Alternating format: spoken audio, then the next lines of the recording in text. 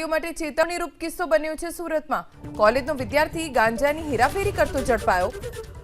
સારોલી પોલીસે નિયોલ ચેકપોસ્ટથી 2 શખ્સોની ધરપકડ કરી। 18 કિલોથી વધુ ગાંજાનો જથ્થો ઝડપાયો છે। ઝડપાયેલ આરોપી પૈકી વિકાસ પરીડા કોલેજમાં અભ્યાસ કરે છે।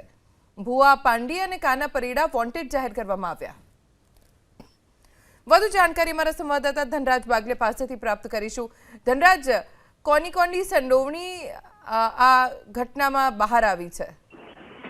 જી બિલકુલ, સુરત શહેરમાં no drugs in Surat city મુહિમ અંતર્ગત કાર્યવાહી કરવામાં આવતી હોય છે, ત્યારે વધુ એક કાર્યવાહી કરવામાં આવી છે। ગાંજાની હેરાફેરી કરતા શખ્સની ધરપકડ કરવામાં આવી છે, જેમાં પૂછપરછ કરવામાં આવતા ચોંકાવનારો ખુલાસો થયો હતો કે ગાંજાની હેરાફેરી છે કોલેજનો વિદ્યાર્થી કરતો હોવાનું સામે આવ્યું છે। જોકે સારોલી પોલીસે 2 ઇસમોની અત્યારે હાલ ધરપકડ કરી છે।